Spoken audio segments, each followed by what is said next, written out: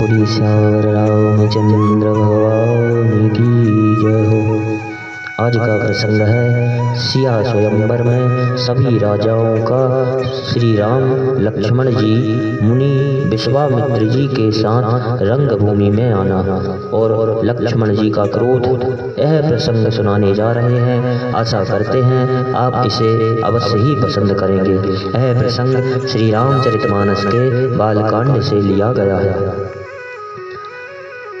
जब रंगभूमि में दोनों भाई श्री राम लक्ष्मण जी आते हैं, तब बालक स्त्री पुरुष सारे घर का काज छोड़कर रंगभूमि में दर्शन करने दौड़ के आते हैं। जाकी रही भावना जैसी प्रभु मूरत देखी तिन तैसी, अर्थात जिनकी जैसी भावना थी प्रभु का रूप इन्हें वैसे ही दिखा। प्रभु की मूर्ति उन्हें उसी प्रकार से दिखती है।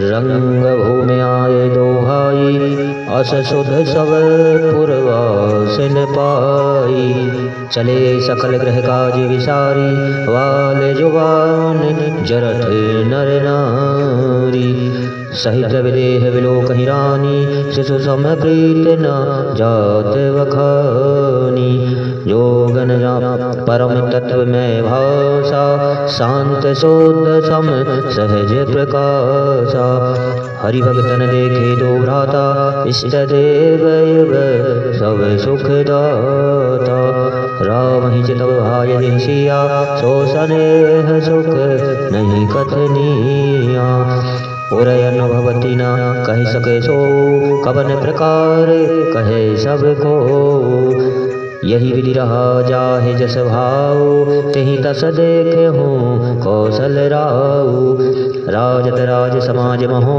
कौशल राज किशोर, सुंदर श्यामल गौरतन, विश्व विलोचन चोर। अर्थात जनक समेत रानियां उन्हें अपने बच्चे के समान देख रही हैं। उनकी प्रीति का वर्णन नहीं किया जा सकता। योगियों को वे शांत शुद्ध सम और स्वतः प्रकाश परम तत्व के रूप में दिखे। हरि भक्तों ने दोनों भाइयों को सब सुखों के देने वाले इष्ट देव के समान देखे। सीता जी जिस भाव से श्री रामचंद्र जी को देख रही हैं, वह स्नेह और सुख तो कहने में ही नहीं आता। उस स्नेह और सुख का बेहद में हृदय में अनुभव कर रही हैं, पर वे भी उसे कह नहीं सकती। फिर कोई कवि उसे किस प्रकार कह सकता है। इस प्रकार जिसका जैसा भाव था, उसने कौशलाधीश श्री रामचंद्र जी को वैसा ही देखा।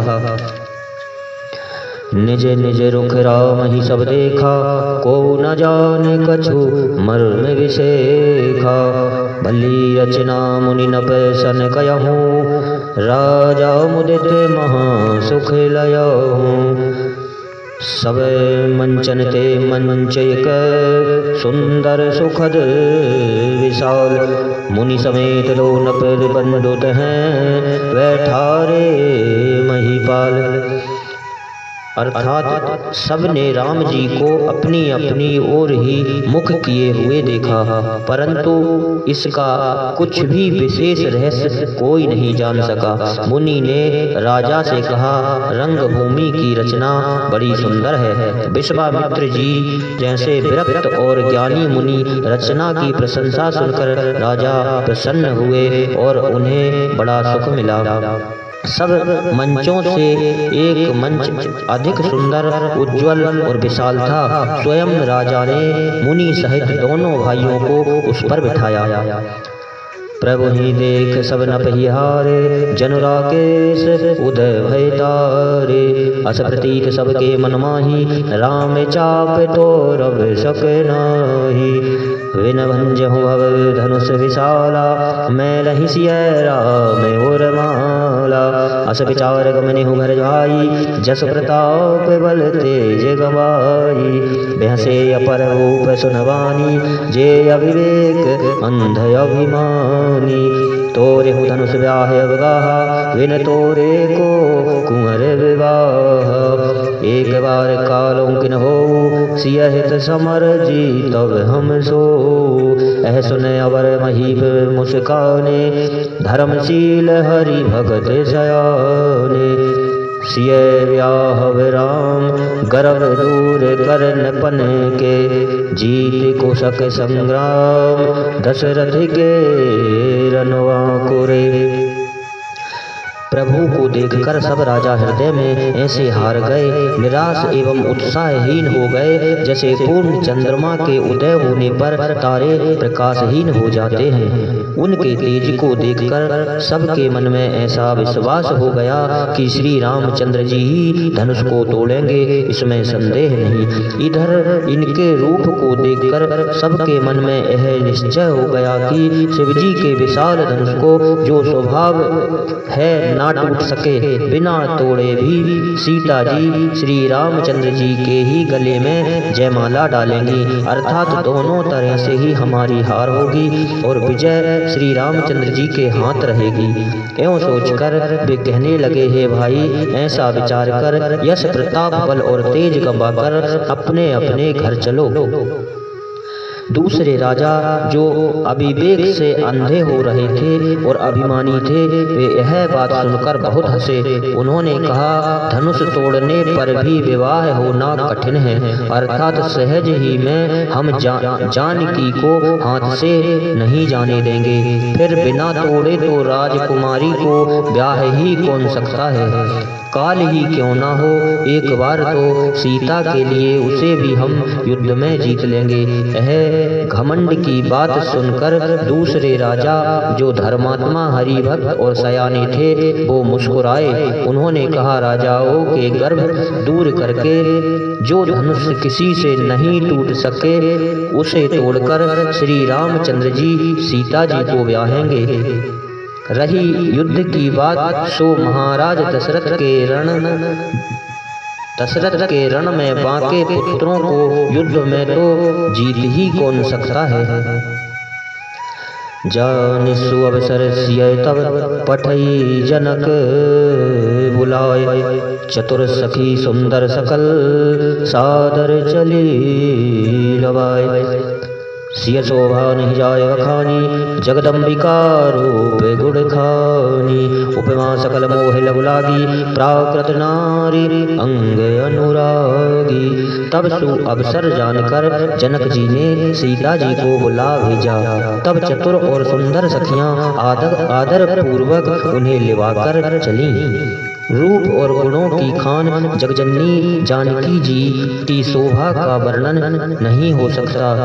उनके लिए मुझे काव्य की भी उपमाएं तुच्छ लगती हैं, क्योंकि वे लौकिक स्त्रियों के अंगों से अनुराग रखने वाली हैं, अर्थात वे जगत की स्त्रियों के अंगों को दी जाती हैं। काव्य की उपमाएं सब त्रिगुणात्मक मायिक जगत से ली गई है। उन्हें भगवान की स्वरूपा शक्ति श्री जानकी जी ने अप्राकृत चिन्मय अंगों के लिए प्रयुक्त करना, उनका अपमान करना और अपने को उपहासप्रद बनाना है। भूषण सकल सुदेश सुहाए, अंग अंग रुचे सखिन बनाए। रंग भूमि जब सिय पगधारी, देख रूप मोहे नर नारी। हर्षि सुरन दुंदभि बजाई, वरस प्रसून अप्सरा गाई। पानी सरोज सोह जयमाला, अब चट चित सकल भुआला। अर्थात सब आभूषण अपनी अपनी जगह पर शोभित हैं, जिन्हें सखियों ने अंग अंग में भली भांति सजाकर पहनाया है। जब सीता जी ने रंगभूमि में पैर रखा तब उनका दिव्य रूप देखकर स्त्री पुरुष सभी मोहित हो गए।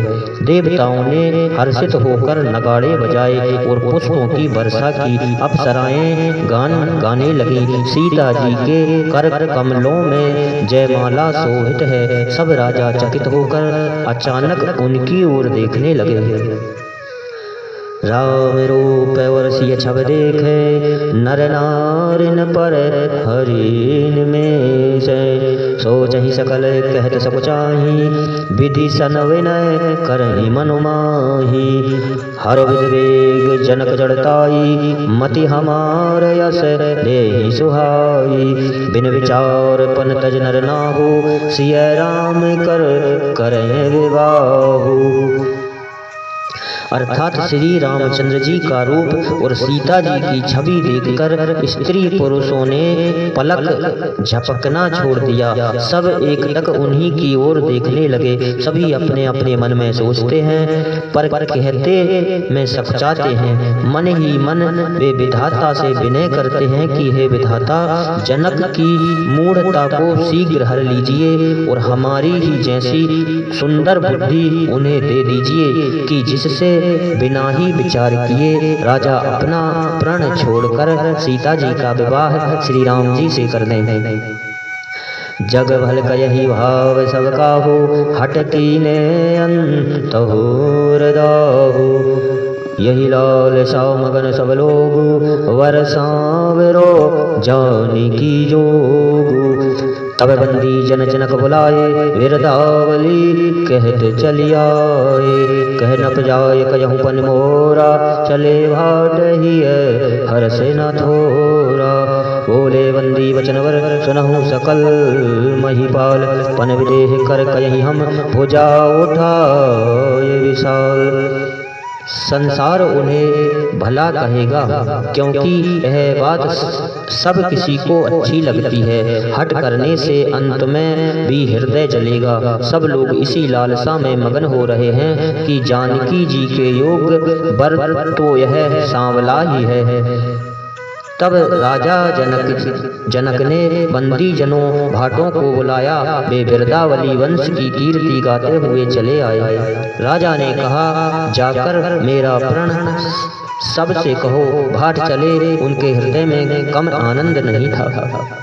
भाटों ने श्रेष्ठ वचन कहा, हे पृथ्वी की पालना करने वाले सब राजा गणों सुनिए, हम अपनी भुजा उठाकर जनक जी का विशाल प्रण कहते हैं।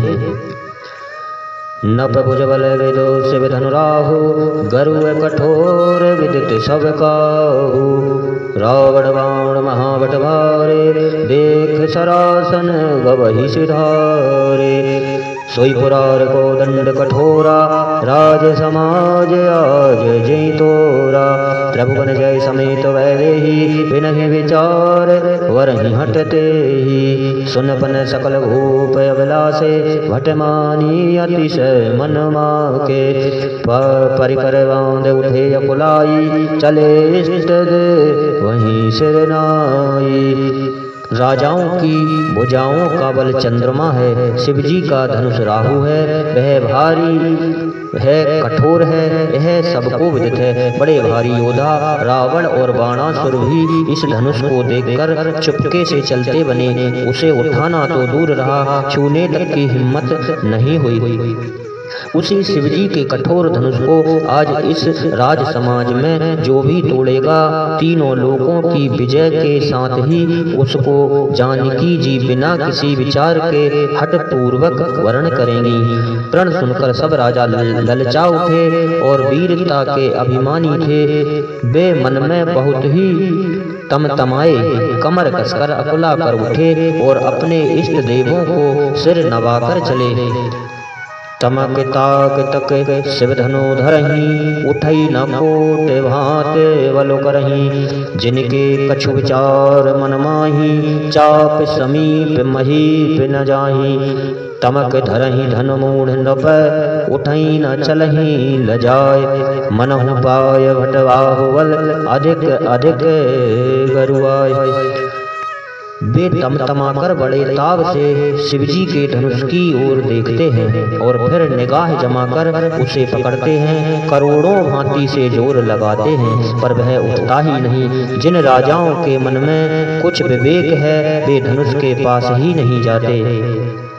वे मूर्ख राजा तमतमाकर किटकिटाकर धनुष को पकड़ते हैं, परंतु जब नहीं उठता तो लजा कर चले जाते हैं। मानो वीरों की भुजाओं का बल पाकर वह धनुष अधिक और अधिक भारी होता जाता है।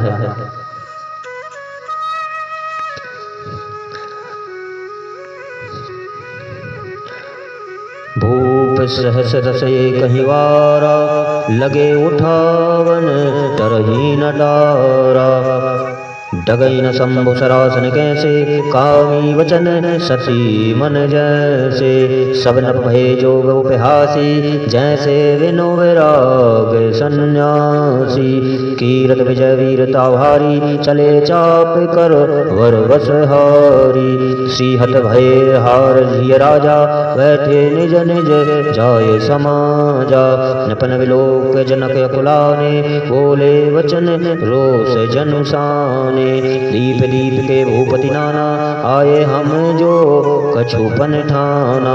देव धनुष धर मनुज शरीरा, विपुल वीर ये रणधीरा। कुंवर मनोहर विजय बड़ी, कीरत अति कमनीय। पावनिहार विरंच जनु, रच्यो ना धनु दमनीय। अर्थात तब 10,000 राजा एक ही बार धनुष को उठाने लगे, तो भी वह उनके टाले नहीं टलता। शिव जी का वह धनुष किसी से डिगता तक नहीं था। जैसे कामी पुरुष के वचनों से सती का मन कभी चलायमान नहीं होता। सब राजा उपहास के योग्य हो गए, जैसे वैराग्य के बिना सन्यासी उपहास के योग्य हो जाता है। कीर्ति विजय बड़ी वीरता, इन सबको वे धनुष के हाथों बरबस हार कर चले गए। राजा लोग हृदय से हार कर श्रीहीन हो गए और अपने अपने समाज में जा बैठे। राजाओं को असफल देखकर जनक अकुला उठे और ऐसे वचन बोले जो मानो क्रोध में सने हुए थे। जनक जी कहते हैं, मैंने जो प्रण ठाना था उसे सुनकर दीप दीप के अनेकों राजा आए। देवता और दैत्य भी मनुष्य का शरीर धारण करके आए तथा और भी बहुत से रणधीर वीर आए, परंतु धनुष को तोड़कर मनोहर कन्या विजय और अत्यंत सुंदर कीर्ति को पाने वाला मानो ब्रह्मा ने किसी को नहीं बनाया। कयहु काहे लाभ न पा भावा, काहू न शंकर चाप चढ़ावा।